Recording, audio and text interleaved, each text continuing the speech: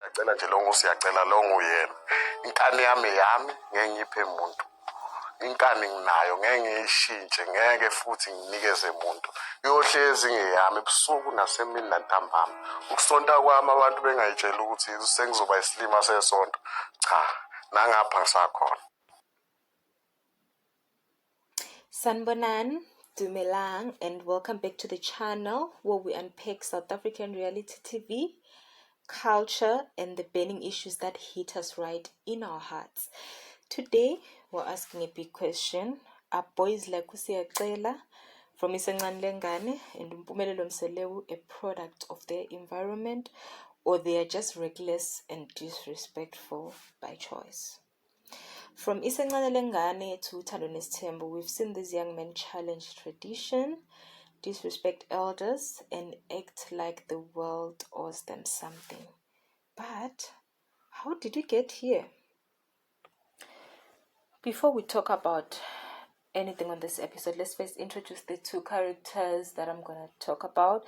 I'm on the right, we have Mpumelelo from Thando Nesithembu, or Izingane Zesithembu, and then we have Usiyacela from Isencane Lengane. So Usiyacela on the left first appeared on Isencane Lengane as a teenage husband. He was emotional, rude, and often disrespectful, especially towards his wife Uthando and her family, and as well as his stepmothers, except for his dad. Like he's very rude. And then Mpumelelo on the right is the son of polygamist Musa Mselewu. Viewers know him from Thando Nesithembu as the modern son who wants to follow in his father's polygamous footsteps, but without doing the emotional cultural work that it requires. So both of them are under 30, yet they both act like the world revolves around them. But the question is, who is raising these young men, and where is the guidance? So let's break down their behavior, and then to disrespect and entitlement. So Usiyacela has a tendency of calling elders names. Any elder nje, like I said, even Thando's mother, her uncles, you should listen to his diary session. It's shocking, it's appalling, it's scary, it's frightening, it's sad actually, and also he stopped going to school because he said that he can't be taught by people who are not married, and now he has a wife, so he didn't continue school. I think he dropped before he even reached his matric, and at one point called his wife all sorts of names. I can't even mention the insults that he has called Uthando his wife, or even her mom.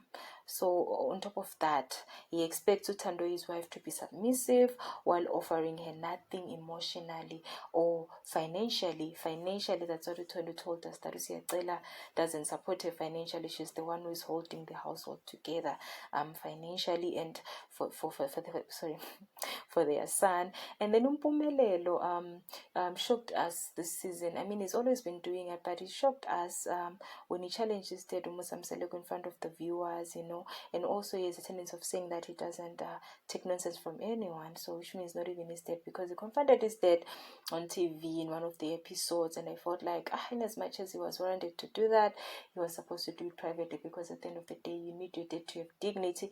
Even if he's wrong, tell them privately. We've seen him also disrespecting his stepmothers. I mean, Umangwabe told us in one of her diary sessions that Mpumelelo said her daughter's head doesn't look like part of the family member. I mean, isn't that disrespect? Like, how do you say that to your mom and saying it with your full chest? I mean, guys, that's just wrong. Mpumelelo is only a child, and even if he feels like there's something wrong with the child's head, like, it's not his place to say that and to address it. So I feel like it comes across as rude. And then in terms of taking accountability, it doesn't take accountability and like snapping when he is questioned in any situation. So I made a comparison of both the two young men, because we've seen that they showed disrespect not just to their partners but to their elders too. The arrogance is loud, the entitlement dangerous, and the emotional maturity non-existent. So let's look at the key traits between the two guys. When it comes to disrespect to the elders, both of them are disrespectful, especially to the elders. Anyone that they come across, they can say what they want and get away with it. No one really rectifies the situation. I mean, I've never seen it being rectified from both parties, because even if their fathers were there, like before Usiyacela's father passed away, I didn't see him reprimanding Usiyacela with a stern voice. He just let it be. Even with Mpumelelo, even if he talks anyhow to his mothers, the father just keeps quiet and brush it off. Or sometimes he aids the fire and says, oh, Mpumelelo, my son, he's going to be a leader. He's going to be the man. Like, who does that, guys? That's just wrong. And then in terms of accountability, both of them lack accountability. And then in terms of their stance on polygamy, both of them want multiple wives. So now I'm not sure whether it's because they want multiple wives or they're just following a pattern in their family. Because, for you to have a polygamous marriage that is successful, you need to know why. There has to be a solid reason why, and you need to be financially, emotionally, mentally, and physically sound to actually handle polygamy. There is a lot at stake, not just having multiple wives to have a status in the society, but no, there is a lot involved. So I'm not sure if these two young men are doing it for the right reasons or they're just doing it for fame. Who knows? It's food for thought. Anyway, guys, let me know in the comment section what you think in terms of taking a polygamy or having polygamous marriages. Do you think that they can hang a polygamy, and do you think they're doing it for the right reasons, or they're just being kids or young men just wanting to quench their thirst? What do you think, guys? Let me know in the comment section. I love listening to your comments. I love reading them and engaging with you guys. I learn a lot from you guys. Thank you so much for always engaging. And those who have never engaged, we can start, link up in the comment section and then talk about it. Let's move on to the work ethic. For me, when it comes to Siyacela, he's lazy. He dropped out of school before he even finished matric. For me, I think his only job is shooting on Which I Love. I didn't ever hear in any of the seasons or episodes where I heard that Siyacela went to work. No, for me, it's just lazy. And then when it comes to Mpumelelo, he claims to work. He once went to train for soccer. He claims to work, but his attitude, it's questionable. I don't know even if he even works or he's just enjoying his dad's money. I don't know, guys. I'm not sure. This is just me analyzing based on what I've seen. And then in terms of emotional maturity, Siyacela is none. Siyacela is no emotional maturity. And anyone who watches Isincane Lengane would agree with me. He doesn't have emotional maturity. And then on the other hand, Mpumelelo Mselegu is slightly better, although he lacks sometimes, but he's better. Sometimes you can tell that he is emotionally mature. He'll be emotionally there, trying to assist wherever he can. Although sometimes I feel like, it's lacking. Yeah. So now the next question would be, or someone will ask and say, are we to blame the parents for these two young men's behavior? Do we really blame them, or is this just who these boys are? So let's start with Siyacela's father. uDlamuka was old, very firm, but he was a leader in his family. Although some say that he gave Siyacela too much freedom too soon, marrying young, not enforcing schooling him, and being too soft when it mattered the most. I don't know, maybe he was too soft because Siyacela unfortunately lost his mom at a young age.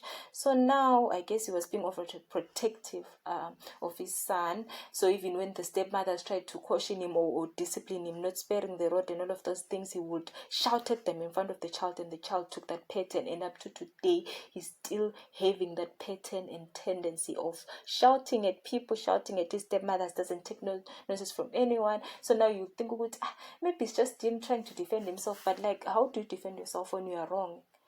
So that's where the father led to tell him that no, you can only defend yourself when you are wrong. So I think that's where it lacks. And then coming on to Umusa Mselegu, on the other hand, he's a man who preaches discipline and legacy. That's Musa's belief, discipline and legacy. But did he neglect to model emotional intelligence and accountability for Mpumelelo? Or did the fame go into Mpumelelo's head? So which is which, guys? Which is which? Let me know in the comment section. So on my side, I think it's a mix. Yes, parenting plays a role. Yes, these boys made their own decisions. But when we raise sons without teaching them emotional maturity, responsibility, and respect, this is what happens. So there needs to be a balance. There needs to be a balance. In as much as we love our kids and expect them to be leaders in future, let's teach them a balance in the mix of all these things, such that they will be good leaders.